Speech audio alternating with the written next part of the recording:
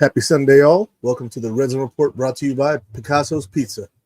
I don't live in Buffalo, but when I go to Picasso's. Enjoy the show.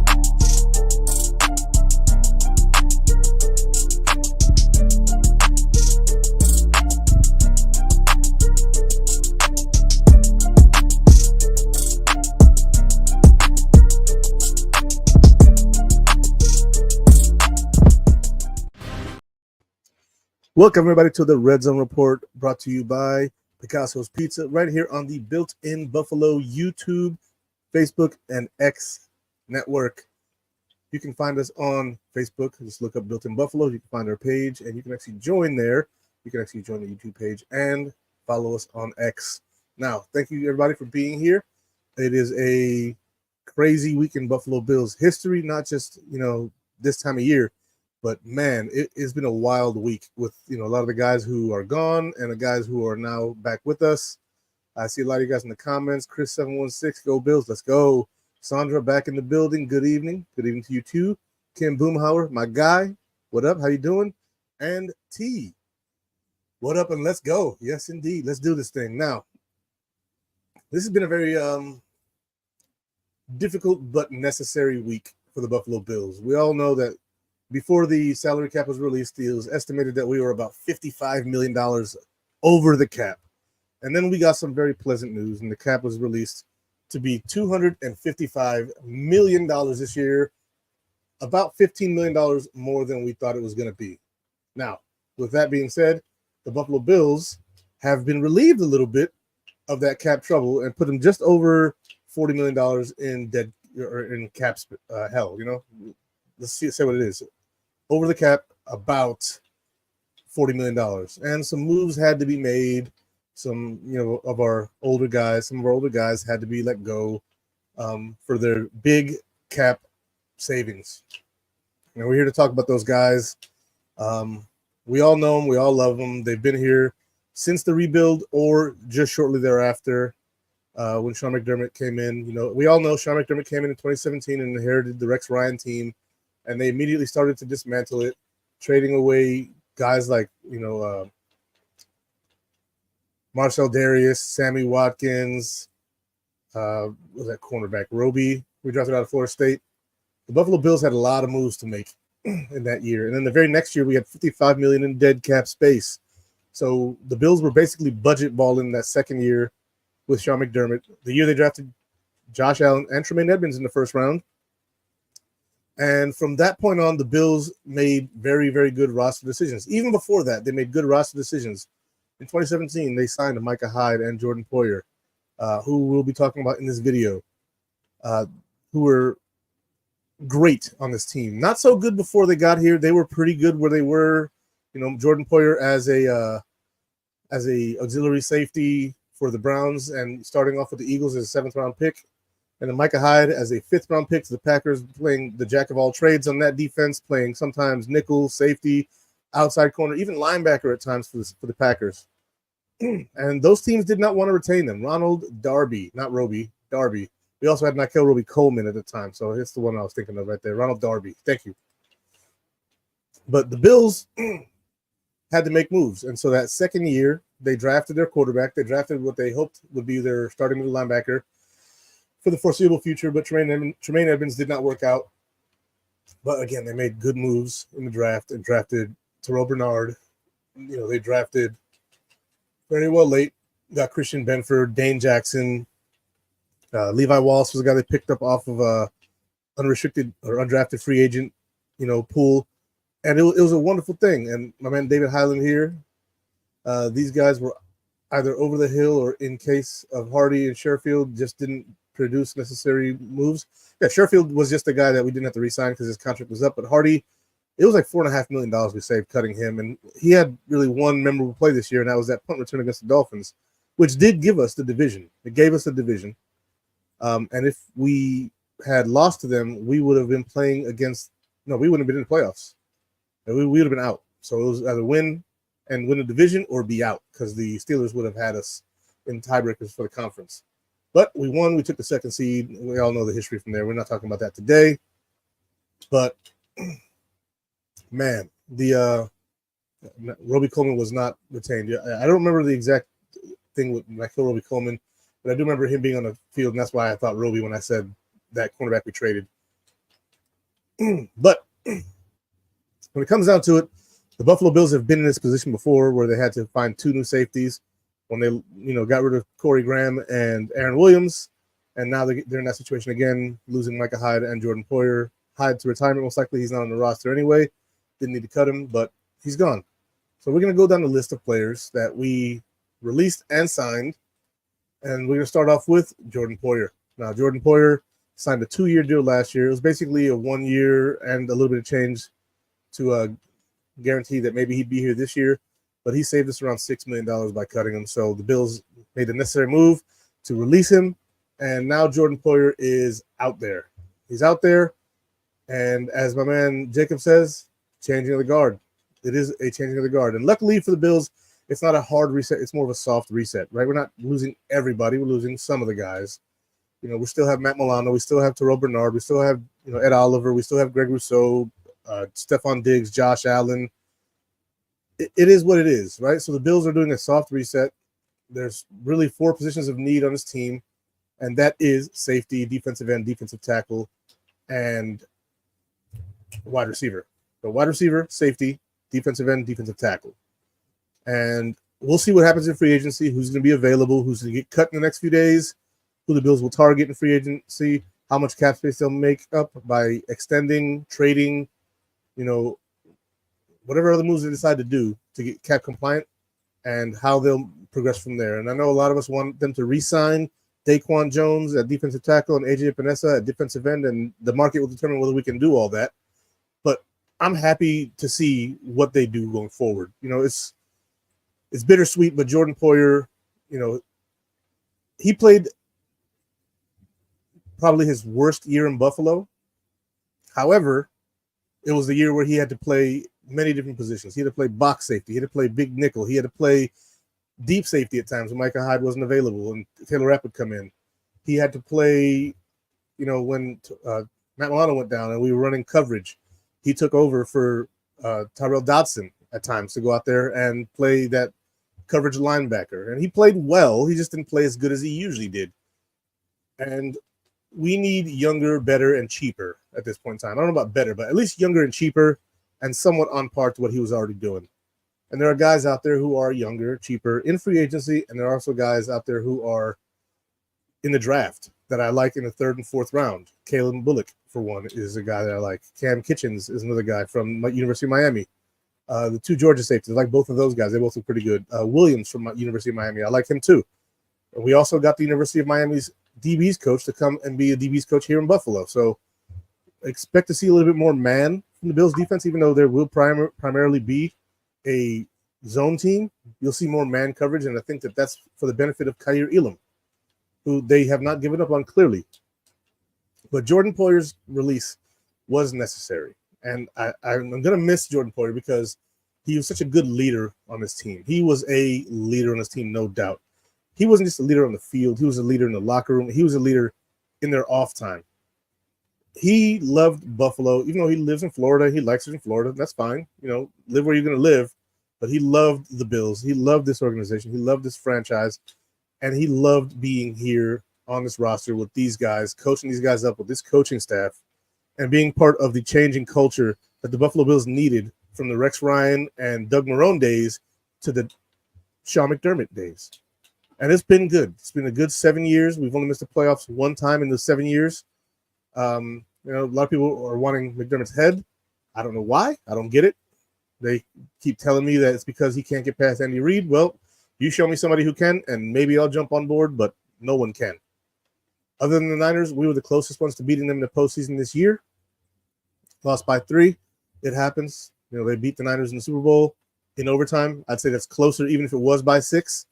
Doesn't matter. The point is the Chiefs dominated everybody. They beat the brakes off the Dolphins. They smashed Lamar Jackson and the Ravens. And the only ones that were even close were the Bills and the Niners. And so Poyer, as my man Daniel Gari says in the comments, Poyer was always a team guy, unselfish, and whatever the coaches asked. That's exactly spot on what he was. Man, David Highland, James Williams, Malik Mustafa. Malik Mustafa from Wake Forest is a guy I like in the 5th round. And let's just be real here. Sean McDermott and Brandon Beane draft very well in the later rounds, especially defensive backs, safeties, corners, whatever. They're really good. Rounds 4, 5, and 6. Drafted Taron Johnson in the 4th round, DeMar Hamlin in the 6th or 7th round, Christian Benford in the 6th round out of Villanova. They drafted who else? There's another guy that they drafted late. Dane Jackson out of Pitt. They drafted him in the 6th or 7th round. They're good at drafting defensive backs later in the draft. I would like for them to see one earlier than that. Rounds 3 or 4 would be nice. But that's wishful thinking at this point because the needs at wide receiver, defensive tackle, and defensive end. And, at defensive end, we have Greg Rousseau, who's probably going to be a mainstay on this team, mostly as a run defender. We'll see what his market is after his contract is up. He's going to get his 5th-year option, most likely. And then we'll extend him or franchise tag him after that. But I think that he'll have a healthy role here in Buffalo for the foreseeable future next to Ed Oliver. Von Miller's got 1 or 2 years left. There's a lot of guys out there in the draft, though. I see him drafting 2 wide receivers and 2 safeties in this draft, and I don't see the Buffalo Bills using 11 picks. I see them using more than that. I can see them moving back in the draft class. I can see them trading back with the Niners. I can see them trading back, maybe into the early 2nd round. Unless the receiver they want is there, you don't trade behind the Chiefs. You stay ahead of them because most likely they're going for the same guy because they need wide receiver help too. So that's where I'm at. That's where I'm at. The Buffalo Bills have plenty of room for their moves. They have plenty of room to make decisions, and there's plenty of guys to be had. What was the deal with Dawkins on X? So Deion Dawkins saves a bunch of money whether we move on from him or we extend him, right? We extend him, we can save a bunch of money this year, but we're going to be paying a premier left tackle going forward. If we trade Deion Dawkins, I think we get at least a 2nd-round pick. He's 29 years old, but he's a premier left tackle in the NFL. He's a top 5, top 10 left tackle in the league. And maybe he's looking at his spot on the roster and saying, dude, they cut Mitch, and Mitch is awesome at center. Granted, Deion Dawkins is a better tackle than Morse is a center, but still, the savings on the cap is where it's at. And so he may be looking like these guys might feel like they can't afford to keep me. And so Deion Dawkins may be looking at that. He's still here, so I'm not talking about him on the list today. But the possibilities for him are trading him away and getting a substantial cap saving, or extending him and getting a substantial cap savings, but then having to pay him going forward, go into his age 30, age 31, 32 years. I think that if they extend him, it'll be a 3-year deal, 4-year deal tops, and that's it's not bad because tackles last until their mid-30s. Christian, what's his name? Played for the Bills before, then for the Eagles. His name is slipping my mind. Jason Peters. He played very good football until he was about 37, right? Then he kind of bounced from team to team until he was about 41, and then he was gone. He left the league. And that was like a year or 2 ago. So tackles last. They last. And I'm for the extension of Deion Dawkins. That's where I'm at. I'm not team trade Deion. I don't think many Bills fans are. There may be a few of them out there, but I think most Bills fans are team retain him. There are some tackles in this draft. So don't be alarmed if they do trade him. But I think that would be a lot of movement on the offensive line. That was the best that Josh Allen's played for or played behind his entire career. When you had, all 5 guys play all 17 games and miss 0 time.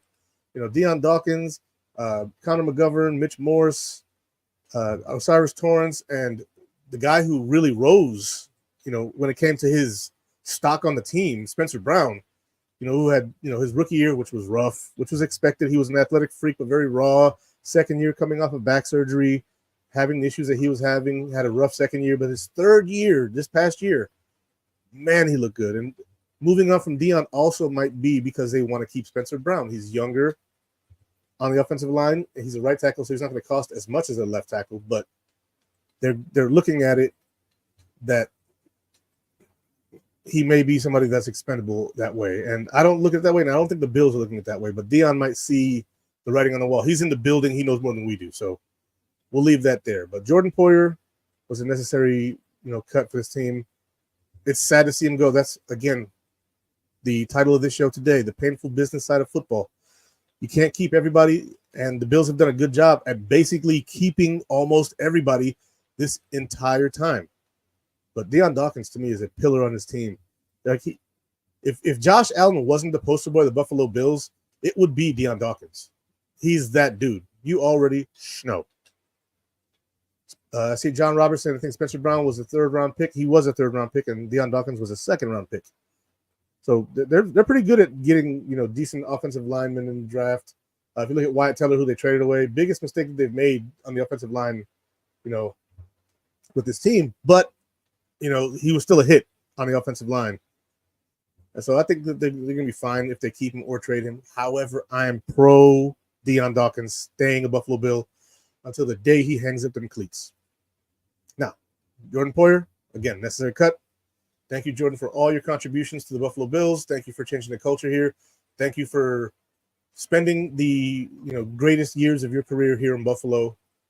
We all love you. Go Bills, go Jordan Poyer. If you go somewhere else, we're cheering for you unless it's the Dolphins or the Patriots or the Jets. But outside of that, if you end up somewhere like the Niners or the Seahawks or someplace else, we still love you and we'll be cheering for you. God bless, Godspeed, and go Bills. Next guy on the list is Tre'Davious White. Tre'Davious White is the first pick in the draft of the Sean McDermott era. Now, it was technically under the watch of Doug Whaley, the previous GM, but I think most Bills fans, would concur that Doug Whaley was basically drafting on the behest of Sean McDermott. He was basically one foot out the door, and McDermott was in charge of that draft. That's Sean McDermott's draft pick. That's his guy, right? Tre'Davious White is his guy. And he had an awesome first 5 years, guys. His first 5 years were beautiful. He was this close to being Defensive Rookie of the Year. Marshawn Lattimore took it that year over him. They were neck and neck statistically and ratings-wise, but Marshawn Lattimore edged him out, I think, in interceptions that year, and I think that's what won it for him. Granted, Tre'Davious White had a better 5-year career in that span than Marshawn Lattimore, but Marshawn Lattimore is still healthy and playing, so we'll call that a wash. Tre'Davious White was the second best cornerback in the NFL at one point in time behind Stephon Gilmore. They were both first team All-Pros. Both had 6 interceptions that 1 year, and Tre'Davious White allowed 0 touchdowns that year. Gilmore allowed 1, but Gilmore allowed a passer rating that was significantly worse than what Tre'Davious did. Quarterbacks just couldn't throw on Gilmore, and that was just how it went. Now, Tre'Davious White, the last 2 years, we all know about his injuries. He tore his ACL on Thanksgiving in 2021. He came back after Thanksgiving in 2022. Was not the same Tre'Davious White, but who expects him to be coming off of an ACL? Then this year, in 2023, he came back. He looked like Tre'Davious White the first 3 games, and in the 4th game, he tore his Achilles. And the Bills had to make the ugly side of football, the business decision to release him because of the $10 million cap savings that they could do, releasing him post June 1st. So we won't see that cap savings until after June 1, but that cap saving is coming. And if they don't use that cap money, they can roll that over to next year to give some cap relief. So there's a lot of things that went into the decision, but coming off of 2 catastrophic injuries like that, 2 season-ending injuries, and knowing that he probably would be good to go week 1 of this season because Achilles takes far less time to, heal from than an ACL. ACL is 9 to 12 months, and Achilles is 6 to 9 months. He'd be good by about training camp. He wouldn't be good for OTAs, but training camp, he'd be good to go. It's hard to see a guy like Tre'Davious White go down like that. And so Tre'Davious, I hope he goes to a team that's going to use him. I don't think he had a starting role on this team anymore with Christian Benford playing the way he's playing and the way Rasul Douglas played, after we traded for him.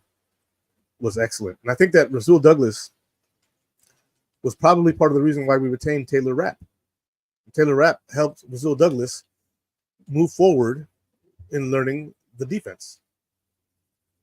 Rasul Douglas said it specifically, like, we played before together, and he basically helped me with the terminology in learning how to run this defense and how to understand the terminology within this defense, the differentiations between the one we played in before and one we play now. Taylor Rapp was essential in helping Rasul Douglas get up to speed, and Rasul Douglas was vocal about that. So Tre'Davious White, not really knowing if he was going to take a starting job or not, or if he was, who are you going to sit?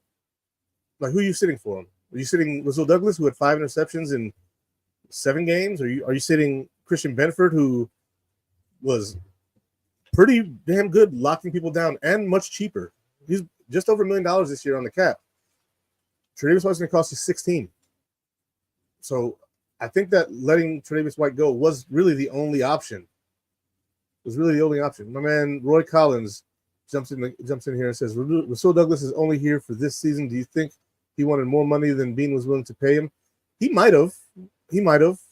And that's why he gave us that void year or a couple of void years to save a little bit of money on the cap. And they could always bring him back after this year if he repeats the same type of success he had this year. Or if he plays too well and we can't afford him going forward, then they'll deal with that when it comes. But I'm not really that worried about it. I love Tre'Davious White. He's one of my favorite players. I got his jersey around here somewhere. It's on one of my pillows. But, Tre'Davious White, I would like to see him go to New Orleans. He's from, Louisiana or somewhere that he feels wanted. But, yeah, Rasul Douglas is a beast. Seeing some arguments in the comments. Someone said we suck, but whatever. Esden Moffitt or Morfitt, whatever. Sounds like a fake name, but I don't care.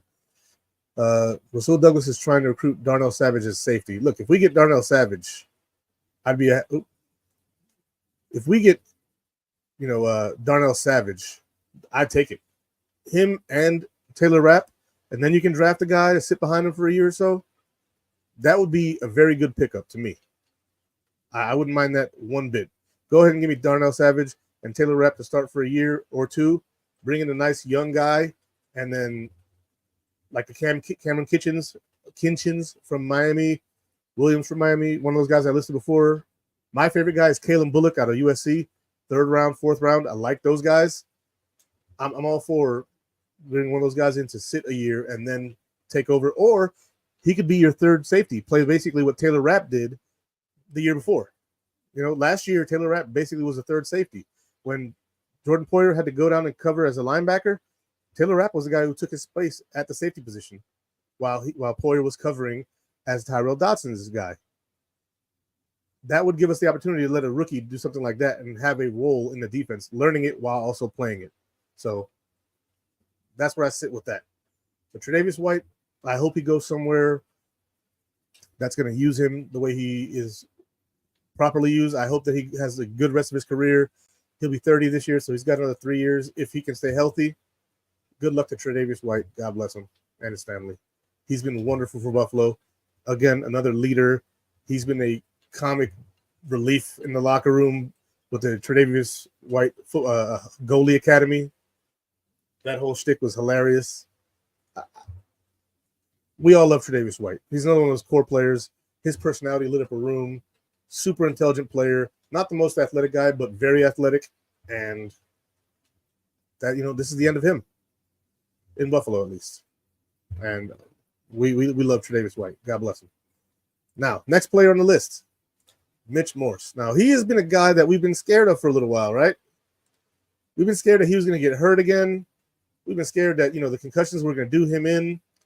People have been saying get rid of him or keep him. There's been an argument for like 3 years after his last concussion. And he hasn't had one since, but it was always the conversation like, well, if he has one more concussion, it's basically over. In Buffalo, it's now over. If he's going to play somewhere else, he'll play somewhere else. He's not going to make the same money he was going to make here in Buffalo. He's 32 years old. He's a center. He might have 2 more good years left. Somebody might, give him a 2-year, $8 million deal to play for them. He could help train up some of the offensive linemen. He's very good, smart leader. The team players look up to him. Like they look at him like he's their dad, even though he's younger than some of these guys. A lot of them look at him like he's their dad. And that's a beautiful thing, having a guy on your team like that who can really teach people, right? Sometimes that's really hard to find. And Mitch Morse is that guy. Mitch Morse is that guy. So good luck to him going forward. If he wanted to come back, I don't know if they'd bring him back. You know, I would if it was cheap. But, yeah, watch out for Miami to sign Morse. I could see that happening. Go down there, make your 2 years, $8 million, all tax-free. That wouldn't be bad for him. I'd hate to see it because I hate seeing players go from the Bills to the Dolphins or to rival teams. Like when we lost Thurman Thomas, when we cut him, right, in that famous Black Thursday way back in 2000, and then he went to the Dolphins. Or, back when Emmitt Smith for the Cowboys, my buddy was a Cowboys fan, kind of. He's more of a college guy, but Emmitt Smith, when he left the Cowboys, he went to the Cardinals, who were at the time a division rival of the Cowboys in the NFC Central or NFC East. For some reason, the Cardinals were in the NFC East, which is weird. And then they moved into the West when they realigned the league after the Texans joined. I love Mitch Morse. I hope he is productive and well for the rest of his career. I hope no injuries upon him. I hope that he takes the next step, and after he enjoys his family. God bless Mitch Morse. This is difficult because I love these guys, and I know most of you guys love these guys too. My man Roy Collins says Mitch Morse had a visit with the Pittsburgh Steelers. He believes so. Can't confirm, but man, it's tough seeing a lot of these guys go because they were such a big part of this team's resurgence. 17 years in the dump. 17 years in the dump, and these guys helped bring this team back to relevance. Next guy. Now, Micah Hyde. We're not losing him because we cut him. We're not losing him, because of any reasons outside of the fact that his play is dropped. His quality of play is dropped. He's not as fast as he was. And the injuries to his neck are starting to stack up, and he needs to worry about himself and his family. The very, very beautiful, heartfelt letter that his wife wrote to Buffalo was beautiful, and it gave a sense of closure, if you ask me. It gave me a sense of closure to say Micah Hyde's probably done with football, and if you ask me, he should be. He should be done with football. Micah Hyde, he lasted 2 weeks last year in 2022. And this year he had some nagging issues going on, and it was just, Micah, please, for yourself and for your family, retire. I think he is leaving the right way if he retires. That's just the right way to do it. Take care of yourself, take care of your family. God bless you. You made a bunch of money here in Buffalo, and we were happy to have you. The Micah Hyde softball game, the charity game, the charity golf games he's played with, Bills players and stuff. Micah is doing the right thing if he retires, and I hold nothing against him. Joey Hatch here with a big old comment. Let's see. It just goes to tell you we waited too long to do this. This is why Kansas City gets carried into the Super Bowl by young legs, because they started 3 years ago, and we are still stuck with veterans and now getting rid of them. So we have some young guys too. Don't get it twisted now. We got Dorian Williams. We've got Terrell Bernard. We've got Greg Rousseau. We've got some young guys, but we held on to the old secondary for too long. So I agree with you. It's 50-50 for us, but the Chiefs, they've gotten younger everywhere just about. So, yeah, they did the whole young thing except for basically Chris Jones. But if you look at the defensive line, Carl Aftis is pretty young there. They drafted Bolton. They've done a lot of things, but the Bills are doing the right thing. They're doing the right thing. My man Jacob comes in. Kincaid, another young guy they're bringing in, but he's on the defense. The Chiefs have tried to bring in some young offensive guys. They haven't really panned out too much until this year with Rashee Rice. But, yeah, good spot there. But Micah Hyde, I don't want to tell him to do the right thing and retire, but I'll say if he does retire, he's doing the right thing. Now the last two players that we released, are guys who I don't think we're going to miss that much. Burp tried to come out, didn't want to go. First one is Saran Neal. Now, we drafted him as a safety. I believe he was a 4th-round pick or a 5th-round pick. Didn't really pan out at safety, so they moved him to corner. Didn't really pan out at corner, but he was an awesome special teams player. And they were paying him $3 million a year to be a special teams guy. And for a little while, that was sustainable. It is no longer sustainable to pay Saran Neal $3 million to play special teams and then no longer provide anything on defense. The last time we saw him provide anything on defense was 2019 when we played the Texans in the playoffs. And one of the lasting memories that we all remember is him and Matt Milano hitting Deshaun Watson same time. Looked like Saran Neal was going to get the sack, but Milano hit him. It looked like it kept him up. And then all of a sudden, Deshaun Watson is getting a first down, and they take the lead and beat us in overtime. Now, Saran Neal is out the door. And I think they'll go younger. Again, you'll draft some guys, and they'll be able to play some teams. And I think that that's important. I think it's very important for the Bills to have some guys that can play teams, but not at the price that he's getting paid. And so I see John Roberts says Saran was interviewed with the Jets and the Patriots. Good for him. I'm not really that concerned about it. I'm not. So there we go. On to the next guy, Saran Neal. I hope he has a good career wherever he goes as a special teamer. If he can find his way on a defensive field, good for him. But I like the guy. I like his attitude. I liked a lot of the videos I saw with him. He seems like a good leader on special teams, but the money just wasn't worth it anymore, and it's time to move on. Nyheim Hines. Now, this one is a little more difficult because after DeMar Hamlin got hurt, right, we brought him in here to be an offensive weapon. It didn't really turn out. We did get him a little late in the year, and the Bills' offense is pretty complicated. But on special teams, he really contributed. In that Patriots game, he had 2 kick returns for a touchdown. That's crazy. And without those 2 kick returns for a touchdown, we lose to the Patriots, which would be freaking sad. But this offseason, he had an accident on a jet ski, and it ended his season before the season even started. And you hate to see it because he had so much potential in this offense. Being a backup to James Cook would have been such a blessing, and we don't get to see it. We don't get to see it. All because of a terrible jet ski accident. And I hope that he gets picked up by a team, and I hope that he can resurrect his career. And I'm just praying for him. I'm praying for Nyheim Hines to finish his career strong. But it won't be here in Buffalo, and we say $4.5 million cutting him.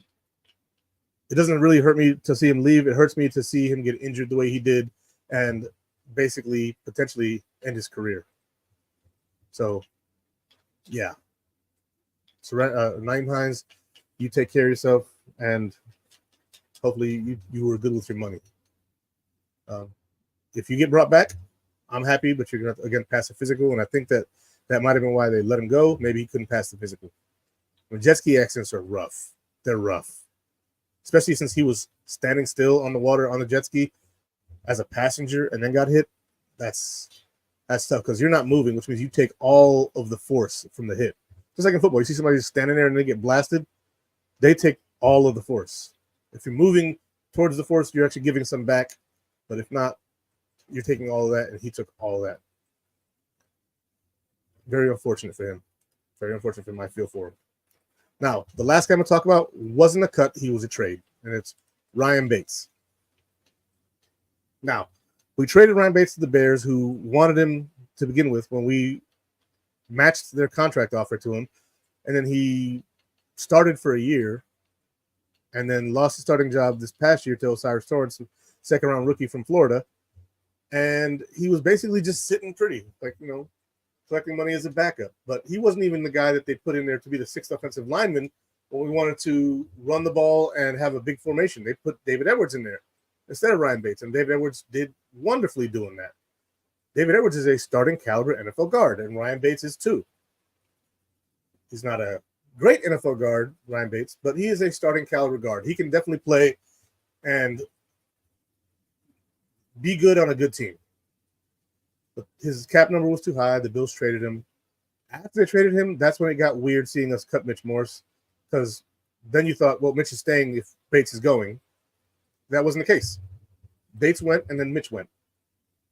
And then they signed David Edwards. And now they're kicking Connor McGovern into center. And now both Connor McGoverns that play in the NFL are centers. Think about that. That's crazy. Not a common name, Connor or McGovern. Yeah. And now both the guys in the league with the same name in the same division play the same position. And there's only one of those guys on the roster. Right. Starting center. It's not like it's a wide receiver.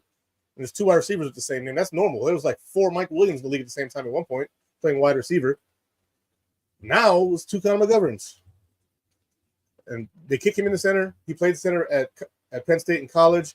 He's played 100 snaps or so in the NFL at center. And I can see him playing well there. It's a question mark. I'm not really that concerned about it. I think that he can be very good at center in the NFL. And, you know, I only worry because the offensive line was the best it's been in years. And now it's not as good as it was. It's not as good as it was. Or we don't know. It could be better than it was. It might not be better than it was. It might be worse than it was. But I think Connor McGovern as a pass blocker is very good. As a run blocker, I'd say he's better than Morse, but he's not that good at it still. So moving him to center makes sense. Then you bring David Edwards in, who's actually a really good run blocking guard, and he's pretty good pass blocking as well. Also, he's next to one of the best pass blocking left tackles in the NFL in Deion Dawkins. So to me, that's a good fit then. It's a very good fit to put him where he's at. So I'm all for it. They save a bunch of money in restructuring Connor McGovern, save a bunch of money trading Bates and cutting Morse, and then re-signing David Edwards to start. He wanted an opportunity to start. I'm guessing that's why they brought him back. They told him probably, hey, there might be a chance for you to start here. We want to bring you back on a 2-year deal. He said, okay. I hope so. Otherwise, I might request a trade or something. I don't know if that's what happened. I'm just speculating. But he most likely wanted a chance to start, and they're giving him one. He's got a chance to start. I can see the Bills drafting a guard sometime in the draft just because they're going to need another one at least, an interior offensive lineman, whether it's a center / guard or if it's a guard or just a center. We still have Alec Anderson on the roster. But he's going to get a chance to start. And I'm sure they're going to bring in some competition for him, but it's going to be most likely a rookie, and they're going to have to beat out a veteran who has played in and won a Super Bowl at that position. So I'm more comfortable with David Edwards at guard than I am Connor McGovern at center, but we'll see what happens. But Ryan Bates was expendable at the end of the season just based on the fact that we had Connor McGovern and Osiris Torrance, who both played the entire season without injuries this year. So Ryan Bates, good luck in Chicago. Hopefully you can win a starting job there. If not, it's not getting out far back. We are Bills fans here. Now, the Bills didn't just let go of people. They also brought people in. They brought back, of course, the one we were just talking about, David Edwards. David Edwards to start at guard. We just had this conversation, so we're just gonna touch on it a little bit. It's on a 2-year deal. I think $2.7 million was guaranteed for 2 years. I think it was a total of $6 million or so. So good for David Edwards. Got himself a little contract, got himself a little stability in the NFL, a couple years. If he doesn't win that job, he can always go back to being the 6th offensive lineman in our big formation. That blocking tight end type. Heck, maybe he can catch a touchdown pass. I wouldn't mind that. But he's back, and I'm happy for it because this is a guy that a lot of Bills fans were chiming in saying we need to bring him back. He's a young guy. I think John Roberts is saying he's only 26. So if David Edwards is only 26, whoa. Because he's been in the NFL for, I think, 4 or 5 years already. So that means he could have been drafted at 21. He was a 5th-round pick, I believe. And he played for our current offensive line coach, Aaron Kromer, when he was the offensive line coach with the Rams under Sean McVay. Welcome back, David Edwards. Now, another guy we brought back, re-signed, played for us this past year, is Taylor Rapp. Now, Taylor Rapp played safety for us. He was that 3rd safety. Again, Poyer in the box, Taylor Rapp in the back. When Hyde got hurt, he took over. He had that game-sealing interception against Miami. Man came out in the clutch in the end of the season. Taylor Rapp has been a guy who Bills fans have been up and down on. I'm up on him because he started the season off pretty rocky. And as the season went on, he got better. Earlier in the season, he had a tackle where him and Tyrell Dodson collided together. I forget who we were playing against, and I think it was Jacksonville. And we were afraid to lose Tyrell Dodson, I think. And it was a crazy hit.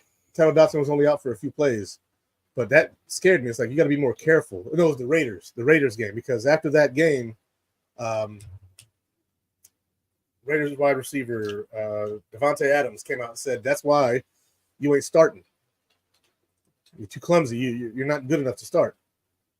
And so, Rapp is a guy who earlier in the season was committing, as my man Roy Collins says in the comment, friendly fire. Would like to see Rapp cut back on the friendly fire, though. Yeah, agreed.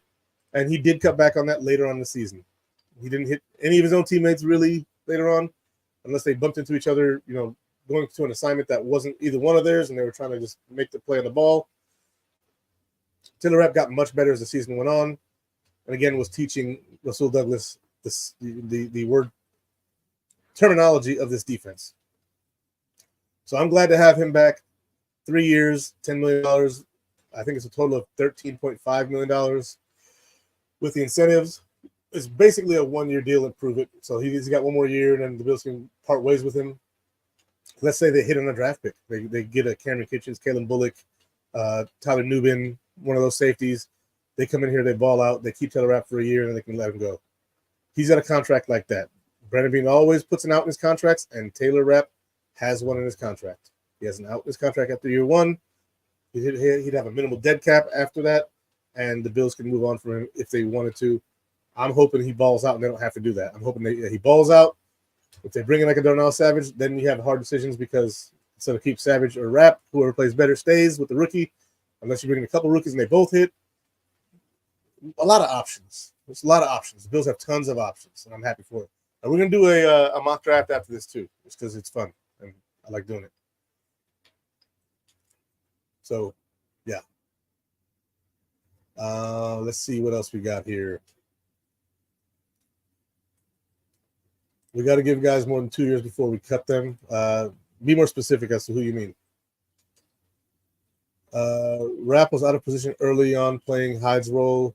He is a box safety replacement for Poyer. He's not really a box safety. He can play deep, but he does play very well in the box. He's a good run defender. He's a good tackler. He's not super fast, so he is more attuned to the Jordan Poyer type role. Hyde was definitely faster than Poyer, and he had better ball skills deep, but Poyer was better in the box, better in the flats, better in the intermediate coverage at times coming from his position, whereas Hyde was that deep, outfielder. Just, it's up there, I'm going to go get it. Like against the Patriots in that playoff game where he picked off Mac Jones, and that outstanding play where Nelson Aguilar took Levi Wallace's lunch money and was going to score. But nope, Mike Hyde was there. I like it. I like it. So that's where we are. Taylor Rapp is back. And the last player we brought in is a familiar face. His name is Mitchell Trubisky, or Mitch Trubisky, former quarterback for UNC, drafted by the Bears, then came to Buffalo to resurrect his career. Did so, went to the Steelers, and killed his career again. Granted, the Steelers were a dumpster fire on offense. Matt Canada, players with bad attitudes like Deontay Johnson, George Pickens, not too bad of an attitude, but I see some things I don't like about him. Tight end Freiermuth was really good. I like him a lot. That's a good building piece. They can really use that guy to build on. But Mitch Trubisky, he went from one bad situation to the Bills, better situation, looked better in Buffalo when he saw some time, and then went to Pittsburgh, which was a terrible situation for offensive players. It was just bad. And so, yeah.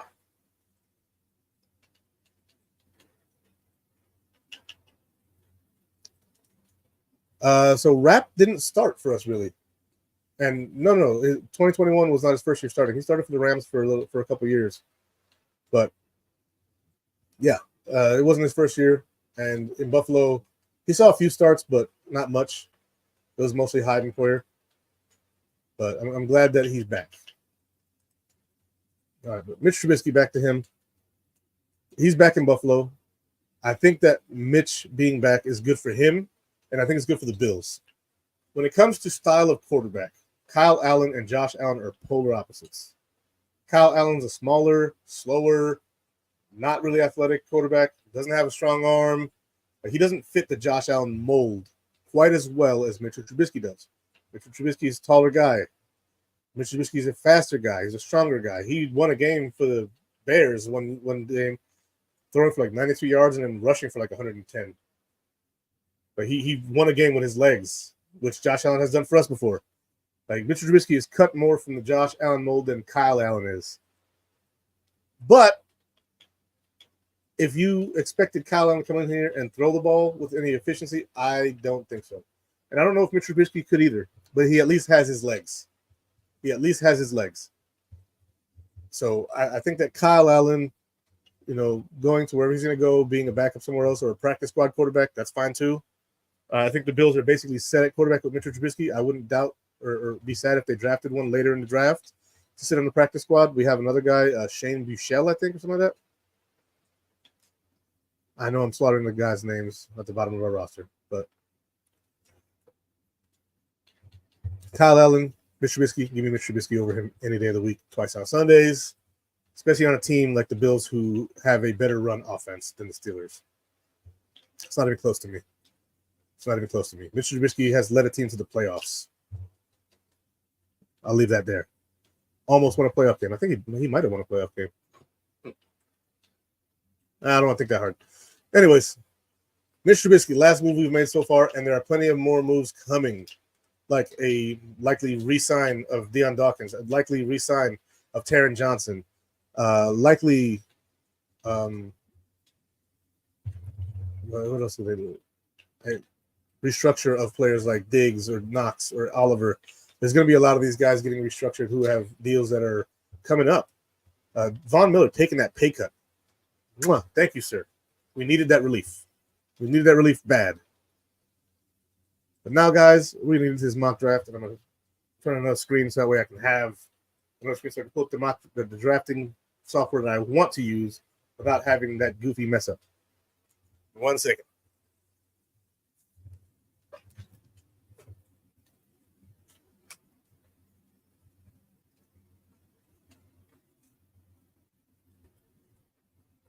All right.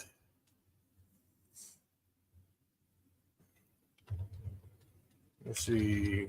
NFL.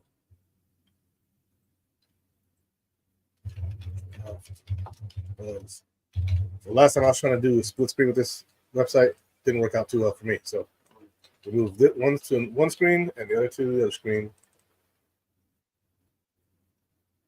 After our simulator opened up, go down here. We're going to present it, share screen.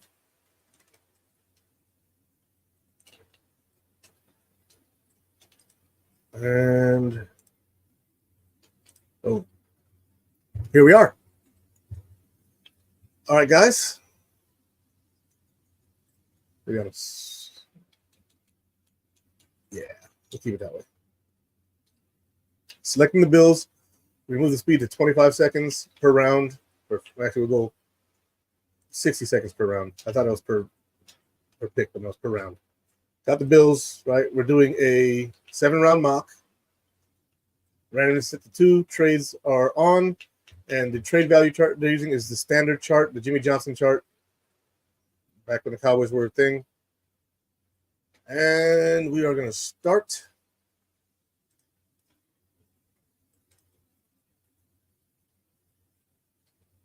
Enter draft. There we go. All right.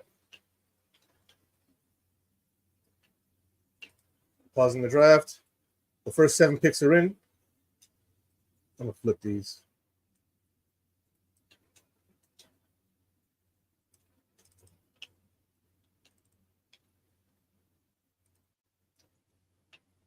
All right. So, first 7 picks are in.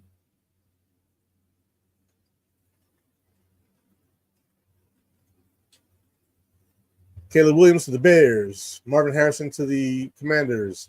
Brock Bowers to the Patriots. All right, they're going to look crazy on this one. Joe Alt, good pick for the Cardinals. Malik Neighbors to the Chargers. Drake May to the Giants. That would be nuts.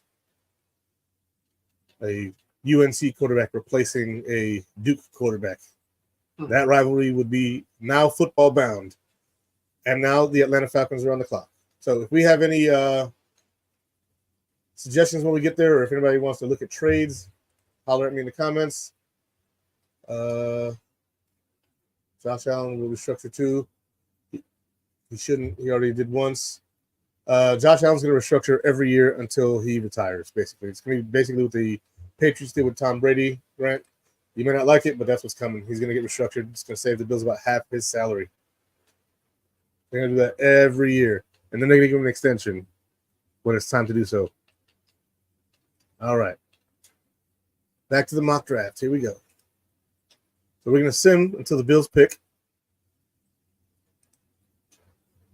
Or until like pick 15.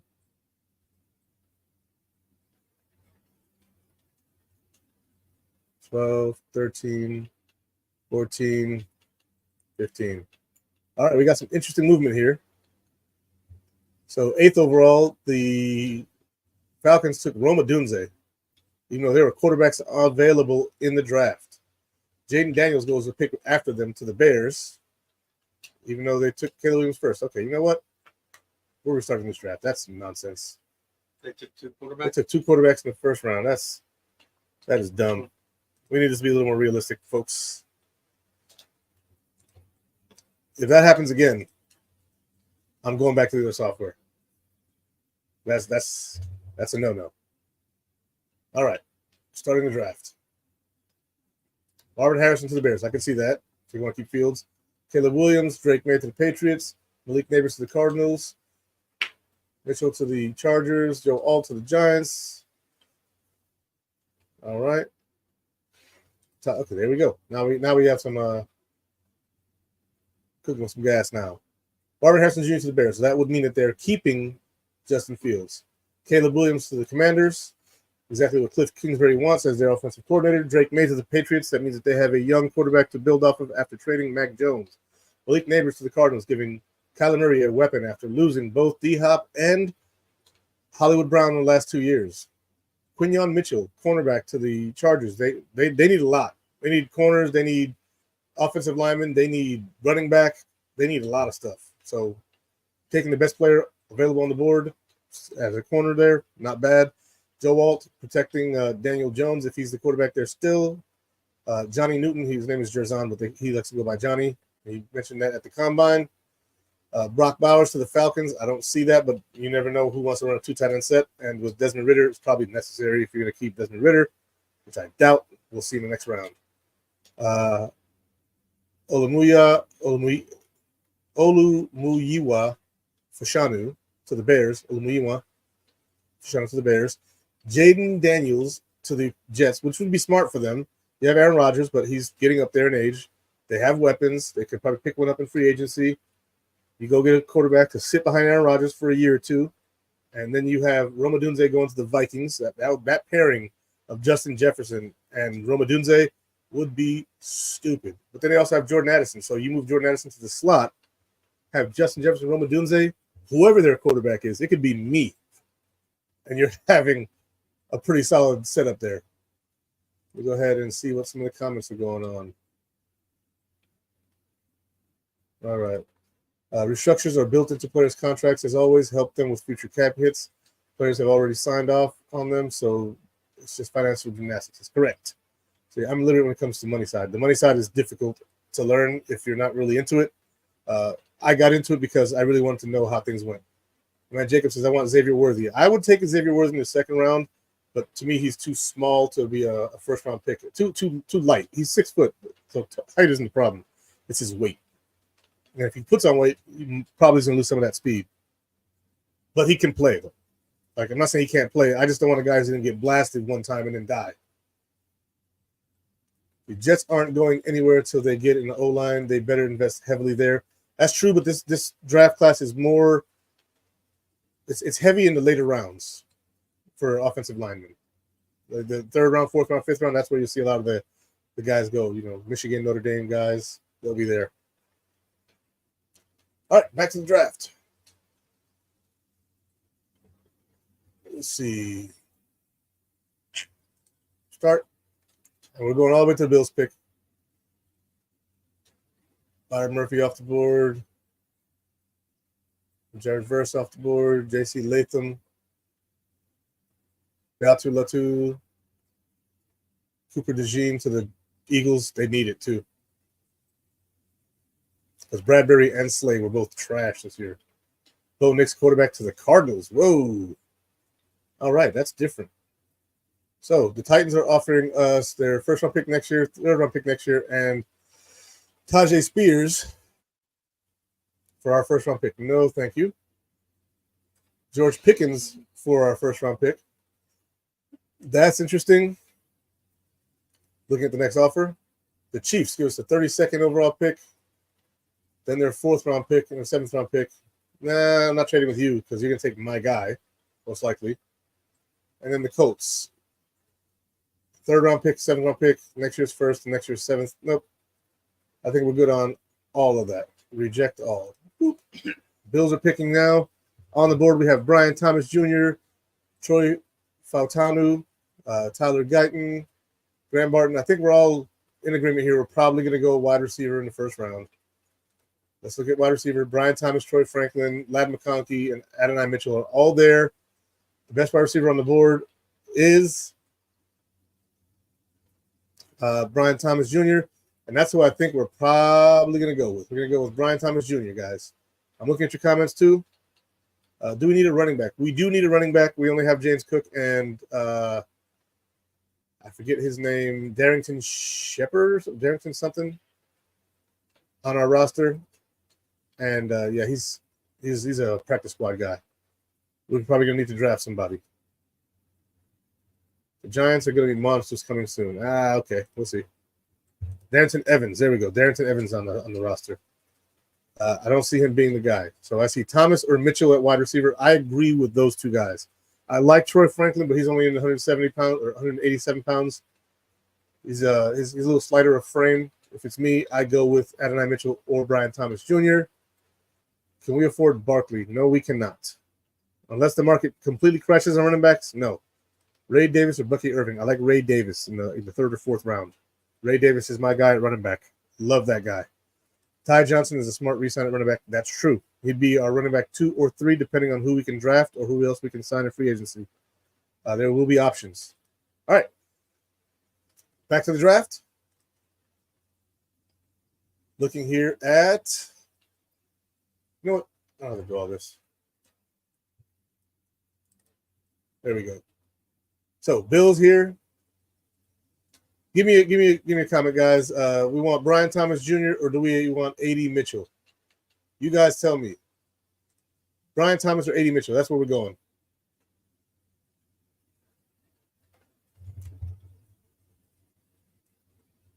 I have 343 of you guys here in the comments. I need somebody to give me some answers here.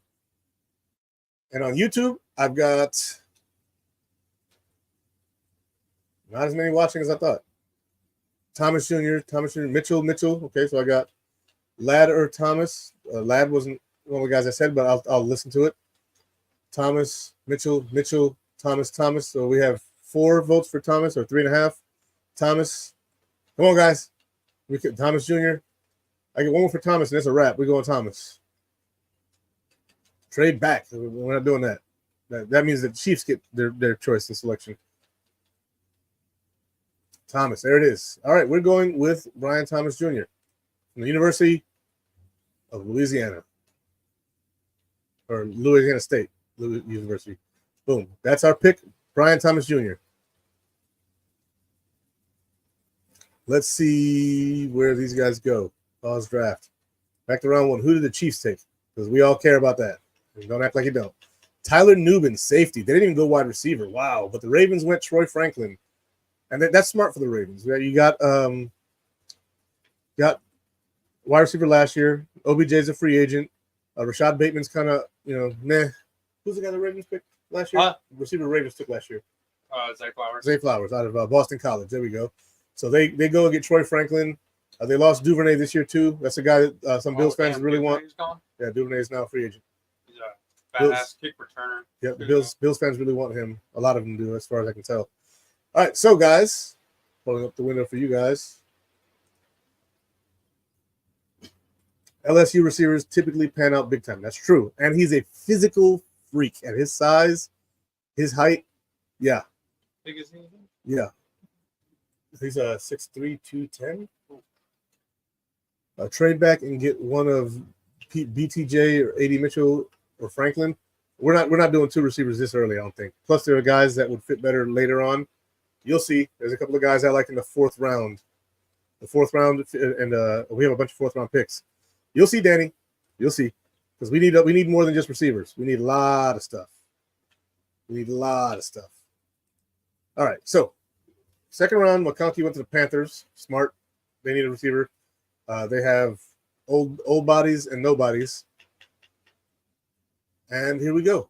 Patriots take A.D. Mitchell. Wow. Tough. Ruka Roro went to the Cardinals. Jatavius Sanders went to the Chargers. Braden Fisk went to the Giants. We're looking at these edge rushers, and we're looking at these safeties, and we're looking at these defensive tackles.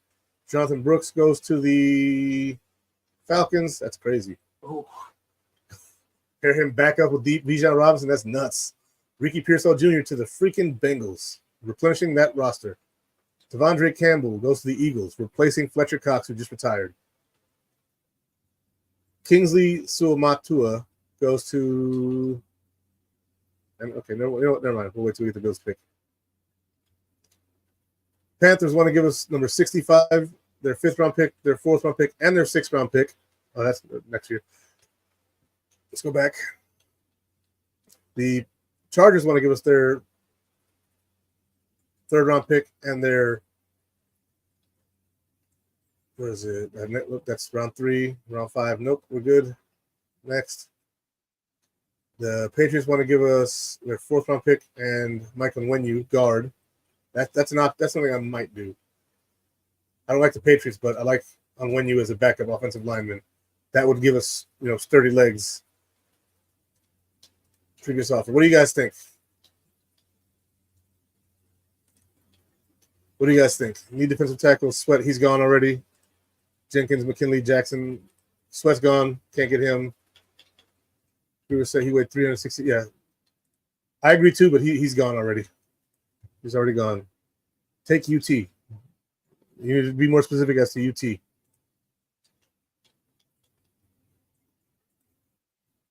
Mock drafts are worthless if you're taking a trade that includes picks for the next year. That's exactly the point. That's why I'm looking at the Patriots one right here. Because the Patriots pick right here moves us back 8 spots, and then we get a backup guard. So pick 4, round 3, and you get a guard. So you move back 8 spots and get a guard. Interested in seeing what you guys think. Take the patch deal. There we go. Now you're speaking my language, Grant. Okay, taking the patch deal. I don't like the Patriots, but I like the deal.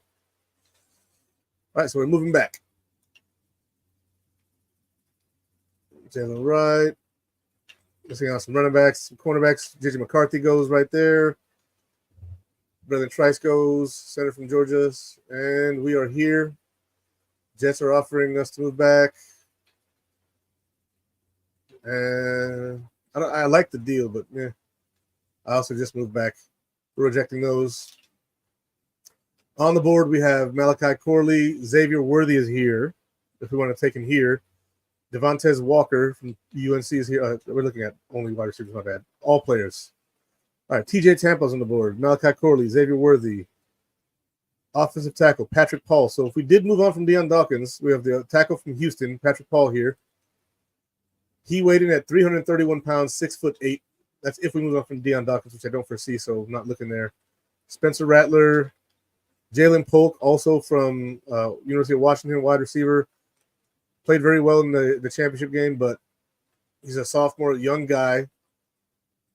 6'1", 203, good size. I don't know if I'm looking at wide receiver this early, but Cameron Kitchens, safety, University of Miami, is the guy I'm looking at right here. At this spot, it's him, or if you really, really want Xavier Worthy, this is where you take him, because he's not going to be here after this point.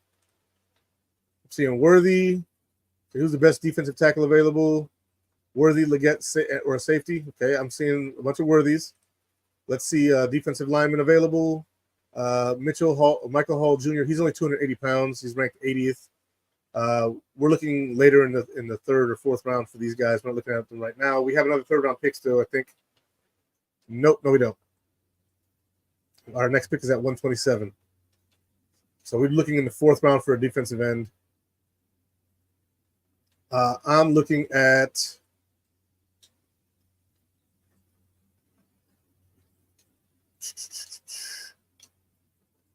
I'm looking at Xavier Worthy or Cam Kinchen, safety from Florida.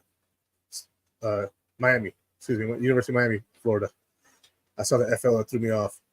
Xavier Leggette's there as well. I don't know if we're going that crazy at receiver early. Kalen Bullock, my favorite safety, is here too. He won't be there when we pick again. So for me, it's Kalen Bullock, Cameron Kinchens, or Xavier Worthy. That would be the first 2 picks being wide receivers. And we would then have a crowded wide receiver room. I'm seeing take Worthy. Leggett or safety. Worthy. You know what you guys are saying, Worthy? I'm going Worthy. There we go. There are safeties later in the draft. You're not going to get 4.21 speed anywhere else in the draft, or maybe ever again. Now comes the run of wide receivers. Yep. There's like 5 wide receivers. Spencer Rattler goes to the Falcons. That's interesting. My guy Kalen Bullock goes. The freaking Broncos take Xavier Legette after trading Jerry Jeudy. Defensive linemen, some of them coming off the board. All right. We pick at 127.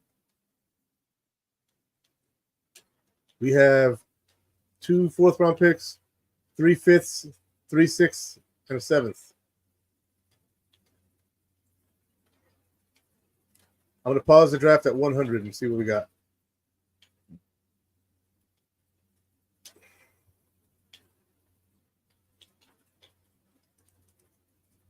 All right, so we have to pick 103.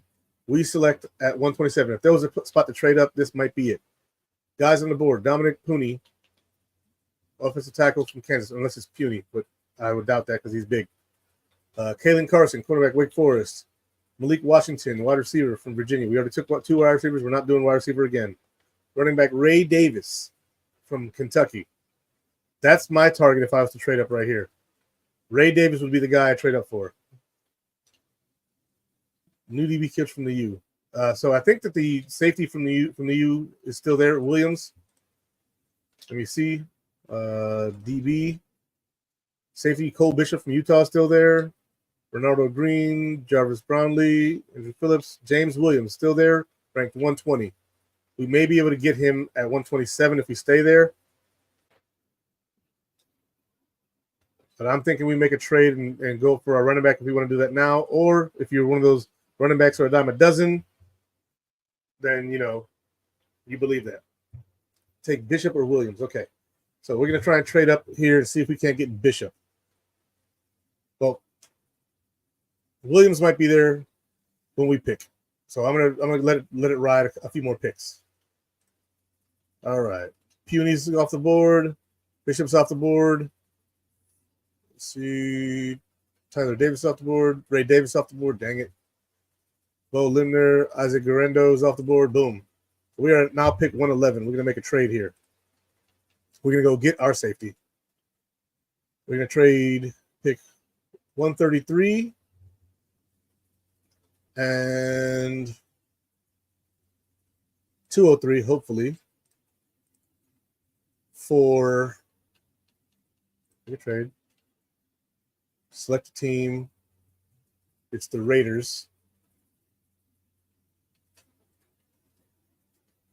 There they are. The Raiders.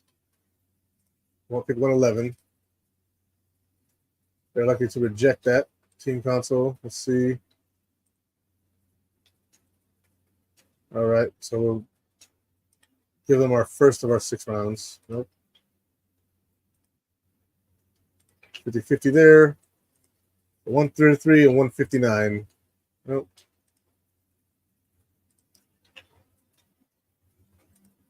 So 133, 162, 248. Nope. 203. Nope. 199. Nope. 188. There we go. Okay. Well, shoot. Let's see if I. All right. So you go a 5th and a 6th to move up in the 4th. See if I can't switch this to that one. Nope. No, I'm gonna try it. Heck with it.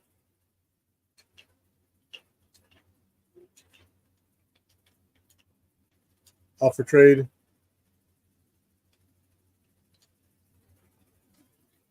Side. Trade accepted. Let's go. We're getting our safety. DB. No, we're not trading.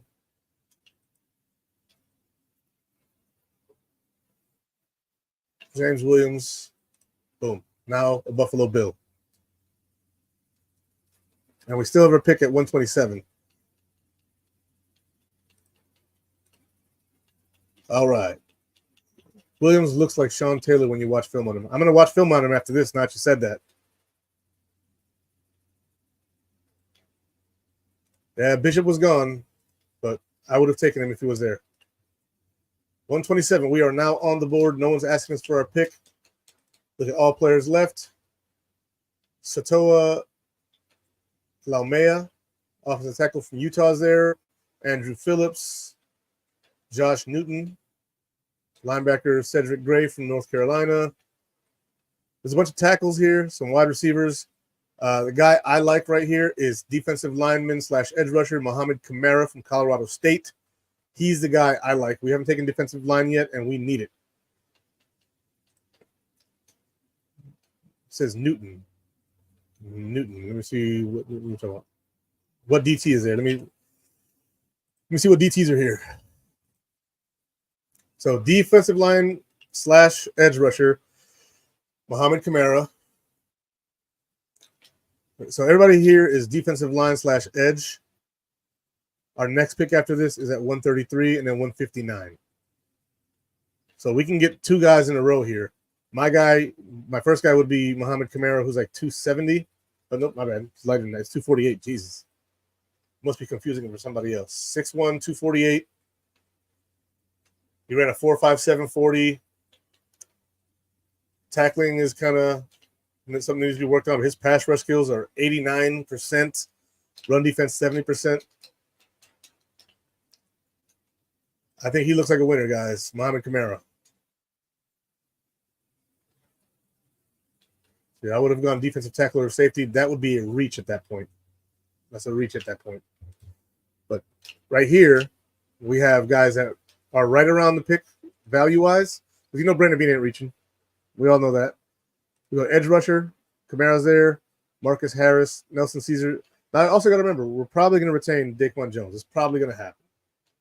If it doesn't happen, then I'd be more worried. But let's say we kept Daquan Jones. Mohamed Kamara. Marcus Harris from Auburn is there. What you guys think?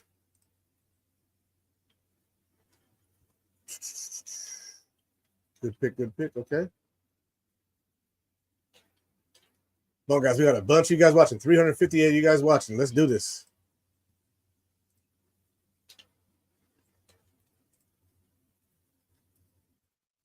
Players all available. We have tackle, corner, wide receiver, linebacker. We can use another linebacker, but we don't need one this early. I'd go a little later.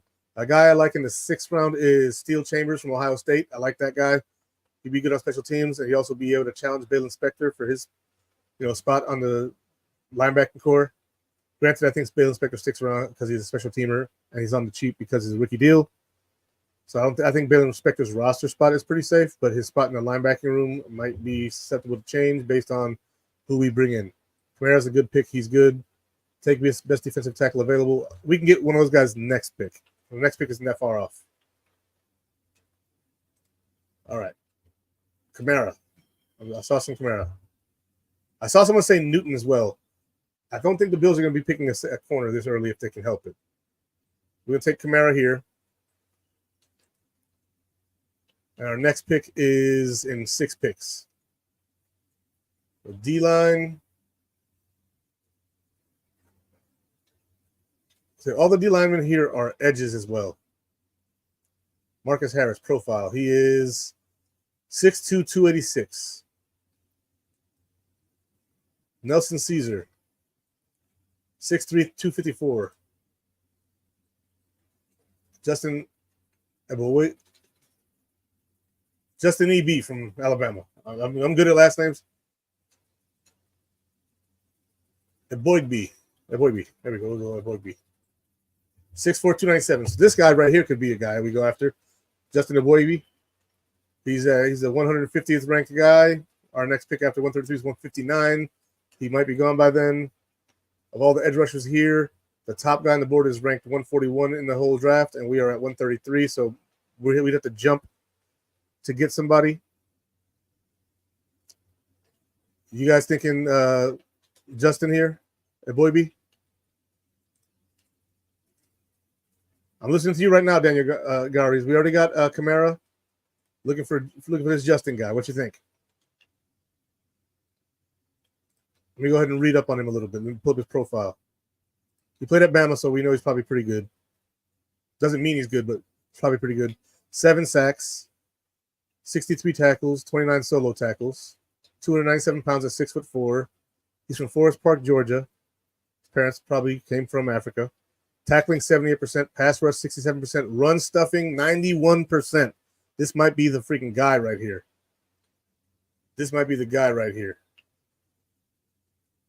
Scouting report strengths. Athletic for his size with light feet and smooth movement skills. Possesses loose body to redirect momentum, bend and play with leverage. Gets a good initial jump. Usually aggressive and active.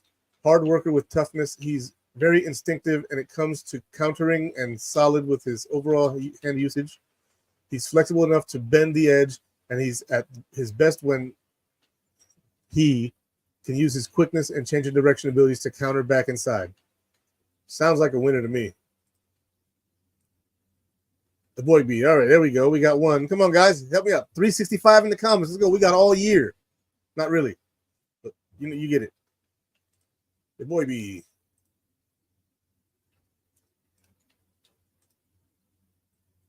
All right. Well, if we don't get any more comments, I'm picking him in 15 seconds. So jump in here anytime, guys.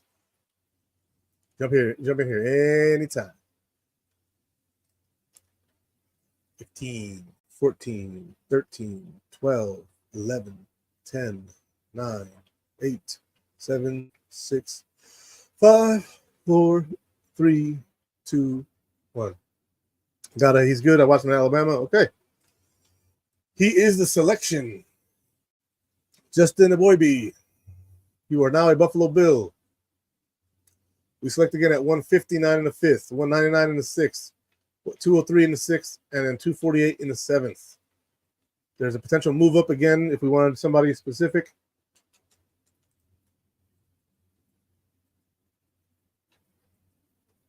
Let's see.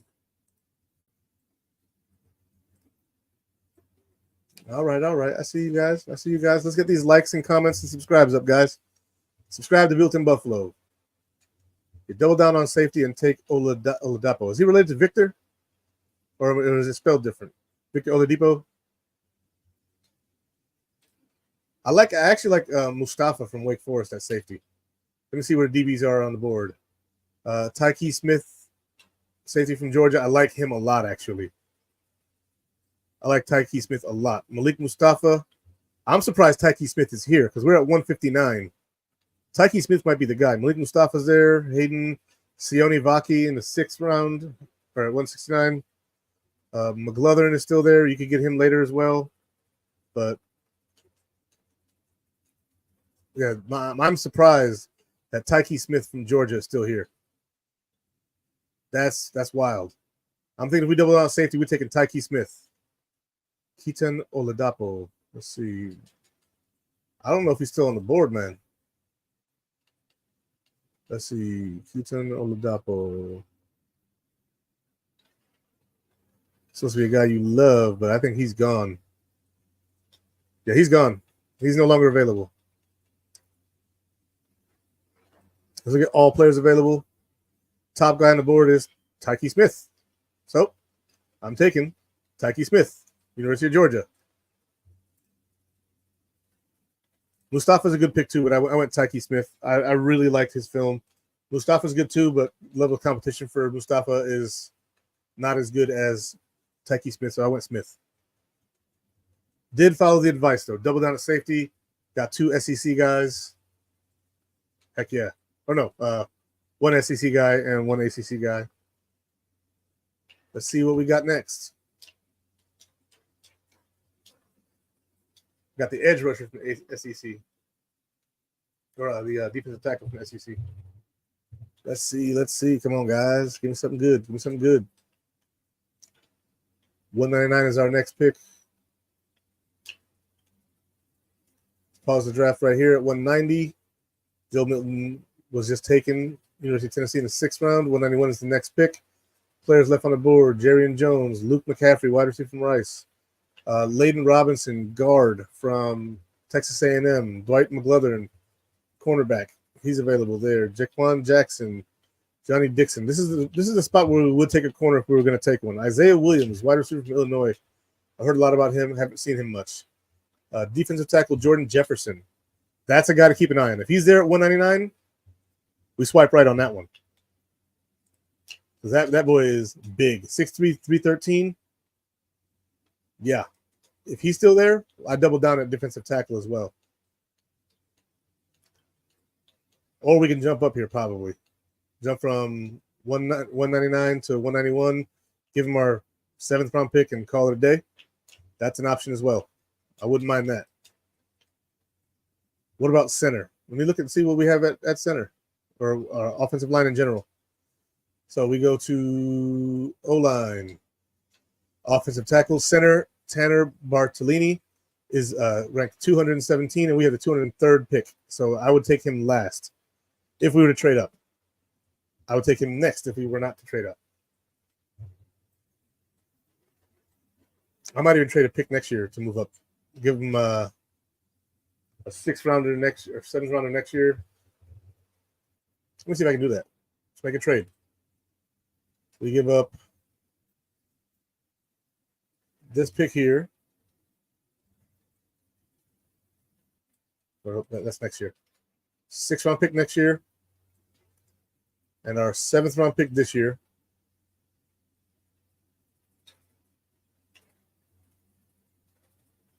Cancel that trade. There we go. We give up our 7th round pick this year. Dang it.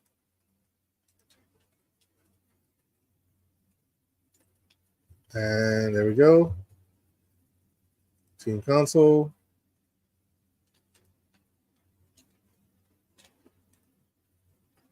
Select the team. That is the Seattle Seahawks.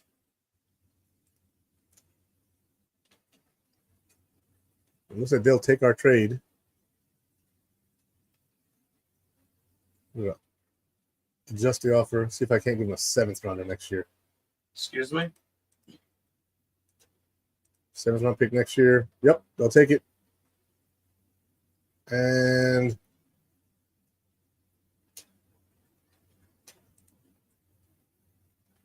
this is a little clunky right now. Sorry, guys. Seahawks.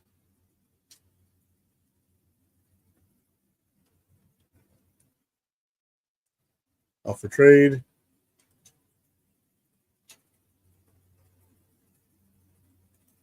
This is being clunky as heck. There we go. That's fine. 248.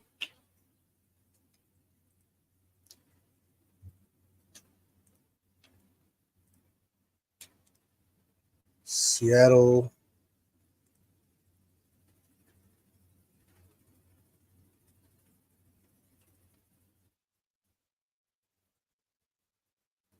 You know what? Okay, now we try and make trade with the Bengals.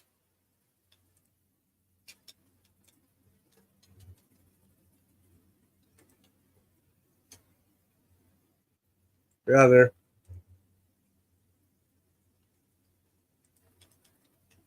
Bengals. We want 193. Ooh, they'll reject that. Okay. Just offer. Game, set, match. And offer trade. Trade accepted. All right. So we've moved up. Players on the board.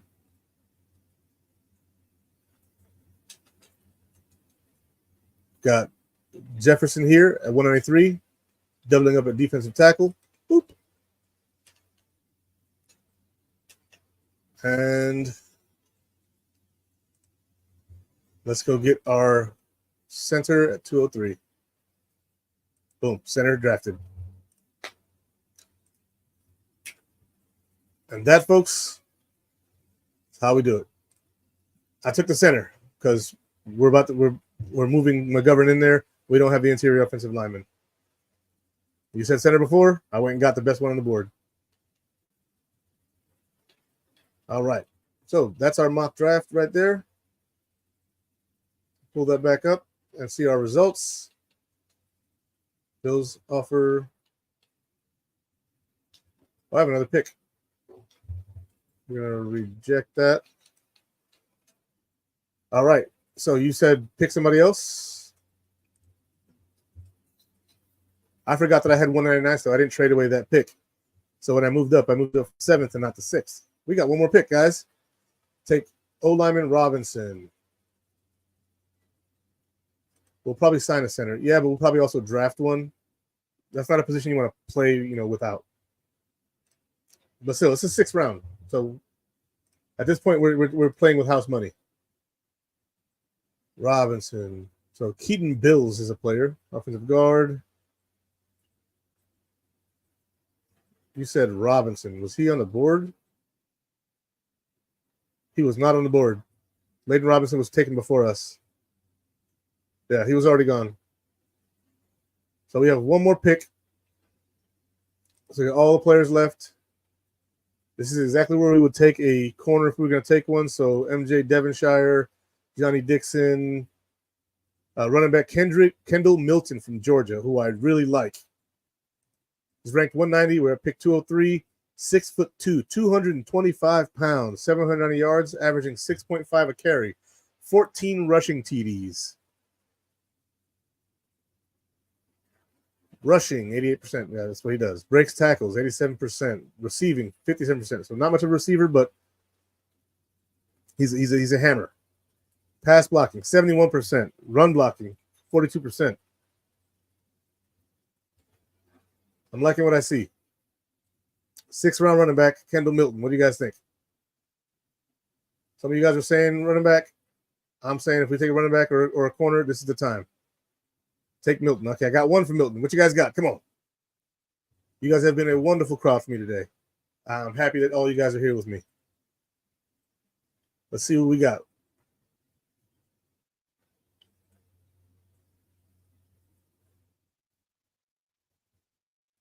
I'm going to wait about 30 seconds.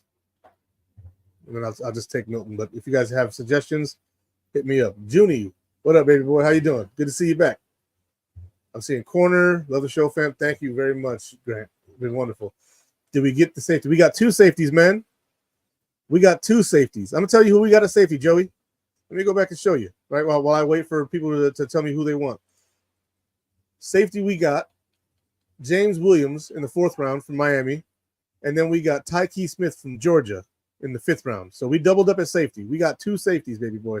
Let's go. We got one more pick. Our entire draft is this right here. So far, I'm going to just backtrack because I know we're looking. Well, before we do that, let me go ahead and go over the players on the board. Johnny Dixon, cornerback from Penn State. MJ Devonshire, cornerback from Pittsburgh. For some reason, we always draft from the University of Pittsburgh at defensive back. Some of you guys might want to see a change in that. Some of you guys may agree with that's the way to go. We have Kendall Milton, running back from Georgia. Elijah Jones, cornerback from Boston College. Cornerback from Penn State, Daquan Hardy. Linebacker from Penn State, Curtis Jacobs. Linebacker, we have Curtis Jacobs, Nathaniel Watson, JT Bertrand. Let's see. Yeah, I'm not really looking at linebackers. So those are our guys right there. I'd say Johnny Dixon, MJ Devonshire, or Kendall Milton. Those are the guys that we're looking at for this pick. Now, to backtrack on our draft, we have drafted Brian Thomas Jr. and Xavier Worthy. First 2 picks, 2 wide receivers. We got thunder and lightning, power and speed. Then we go and got James Williams, safety out of University of Miami. Then we took Mohamed Kamara, defensive line edge rusher from Colorado State. He's about 250 pounds, so he's going to be an edge rusher. Then we got Justin Abugbe from Alabama, defensive tackle, 300 pounds, like 297. Then we went and got Tyke Smith from the University of Georgia, safety. I loved the 2 Georgia safeties. I loved both of them. Then we went and got Jordan Jefferson, big 315-pound offensive or defensive tackle from LSU. So we got 2 defensive tackles, we got 2 safeties, we got 2 wide receivers, we got an edge rusher. Yeah, I'm pretty happy with this draft thus far. And then we got a center from Wisconsin, and they make pretty good offensive linemen up there. Those corn-fed, cow-tipping bastards up there. All right, I see Devonshire. Did we take Ray Davis? We didn't take Ray Davis. He was gone before our pick. I really, really, really wanted Ray Davis. But since we didn't get Ray Davis, that's why I'm looking at Milton from Georgia, running back. Kendall Milton. Here's his profile right here, guys, so you guys can see. He is a big, bruising man. If you can't see it, full screen it. Turn that phone sideways. I'm seeing pick Devonshire. I'm seeing Devonshire. I'm guessing you guys believe that there's going to be some running backs that are rookie free agents, or that we're bringing back Ty Johnson and maybe a Zeke Elliott. That's possible. I'm seeing Devonshire, and this is exactly where the Bills would take a corner. They do it every year in the 6th round, whether it's Dane Jackson or if it's Christian Benford or whoever. I'm seeing Devonshire from Pittsburgh. So we're taking Devonshire. Boom. That concludes our draft. 2 wide receivers, 2 safeties, edge rusher, 2 defensive linemen, 1 interior offensive lineman, and a corner.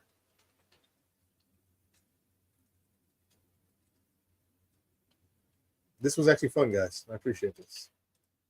You guys sticking with me for this long, 393 of you guys. That's freaking awesome.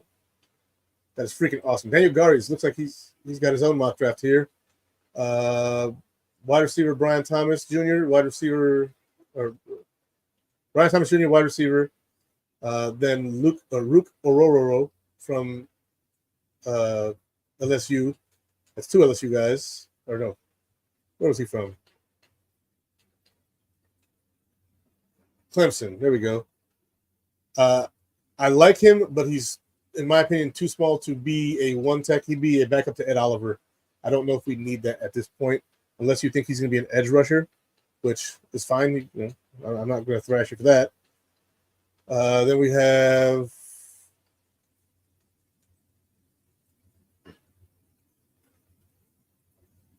you said Jamari Thrash. Rook Ororo, 65. You have Rook Ororo there twice, just so you know. Yeah, you put him in there twice. That's confusing. Jamari Thrash, wide receiver from Louisville. Muhammad Kamara.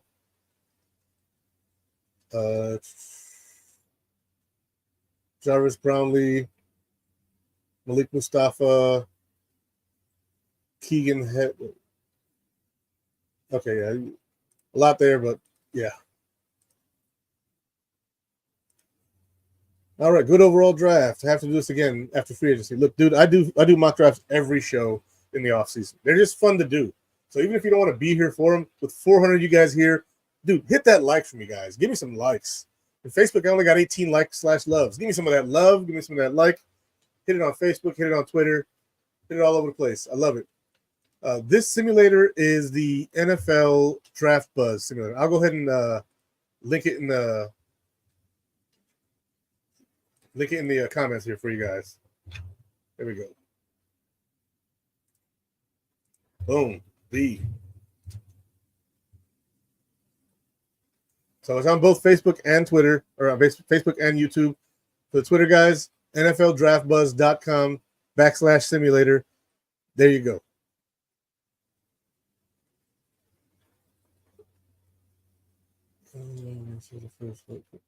Yes, so the first white cornerback to be taken in the first round of the NFL draft this year would be DeJean out of Iowa.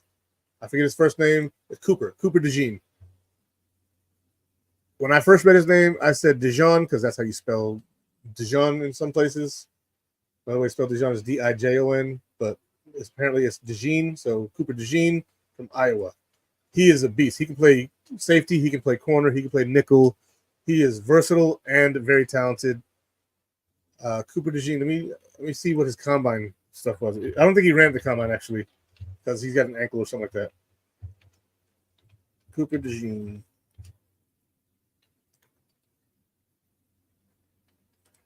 Combine profile. Watch his NFL comp be Jason Sehorn just because he's white. Nope, they didn't have a comp for him. And they also don't have a 40 time for him. Let me see if they have an estimated 40 time for him on NFL Draft Buzz.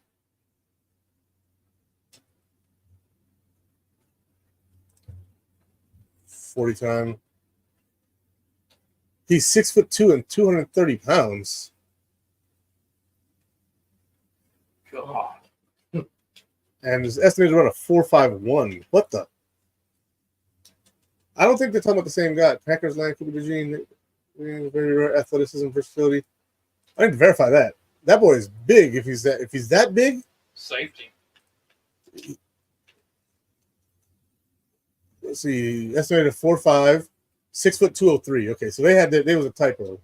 230. No, it's not 230. It's 203. So 6'2", 203, 4'5", estimated 40. He'll run his pro day. He's not running now, but I don't think he is French. He might be French. DeJean. He's from Iowa, so he's probably got some of that blood in him. But yeah, man, he's going to be pretty good. He's going to be off the board before we get there. I'll tell you that. But even if he was there, it's not really a need for us. It'd be a spot to move back if we were that far up the board. But let's see. Going back to the draft, we'll revisit this real quick. Draft ended, and Mr. Irrelevant was to the. Did it pause the draft?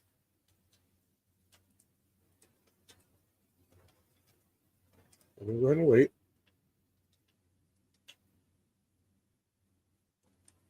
This website done froze on me. All right, I'm pretty sure I remember everybody we drafted. I'll just put it here in the comments. It was Brian Thomas,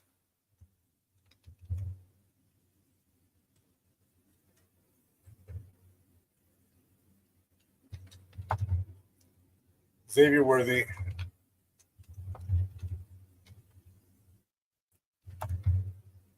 let me see if I can. That window will respond now. Still not responding. Draft complete. Close. Okay, hang on. It didn't freeze. It just, yeah. All right. Brian Thomas Jr., Xavier Worthy, James Williams, Mohamed Kamara. I'm going to type it all out.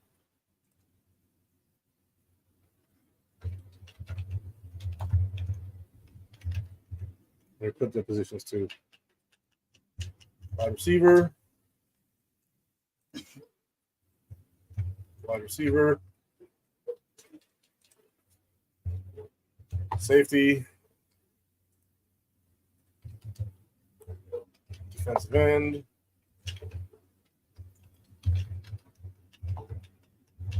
Kamara.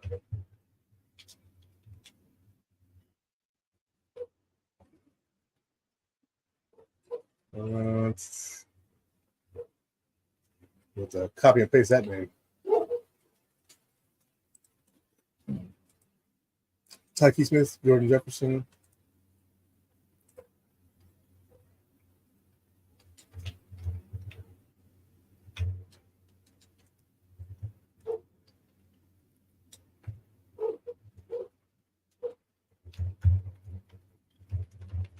Sorry for the silence, guys.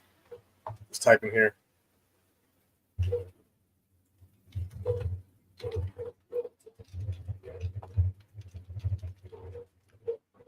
Jordan Jefferson, Tanner Bartolini, and MJ Devonshire.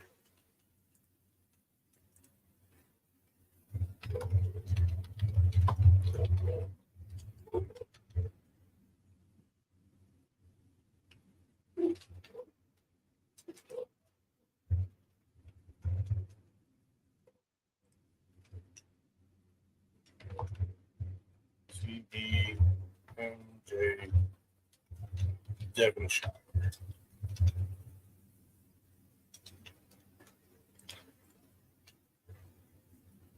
Yep, that's it. All right. There's the whole draft class that we just did.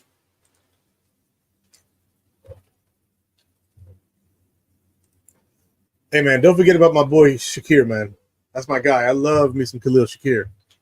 But if you go 4 wide receivers with Stephon Diggs, Brian Thomas Jr., James Worthy, and Khalil Shakir, good luck defense. Like, that lineup is the stupidest shit I've ever said in my life. Like, what do you do with that? What do you do with that? Then you go tight end and you throw Kincaid out there too. Like, who are you doubling? You going man to man on that? Good luck. Good luck with that BS, man, because it's a wrap. That is craziness. But here, I'm gonna put up our draft class right there, just that way. If you go back and watch the video, and you get to the end and you forget this is where it is, we're gonna remove that and stop that share, guys. This was so much fun. This was really needed for me. I've been going through a rough last few days. I have a son in the hospital, so pray for him, guys. Hopefully he gets better. But you know, he seems like he is. But yeah, my kid's in the hospital. I really needed to do things to really distract my mind from him. Love my boys, my girls. I have 2 boys, 2 girls. Love them all to death, and they take care of me whenever they can, you know, as kids. You know, he's 17 years old. I have another son who's 16 years old who's too handsome for his own good, and he knows it. And I have 2 girls, you know, they're in college and they're doing their thing. They're 21, they're twins. But my 17-year-old, he's going through some difficult medical issues. And this right here, again, as I've told you guys many times in the past who've watched my show, this is my therapy.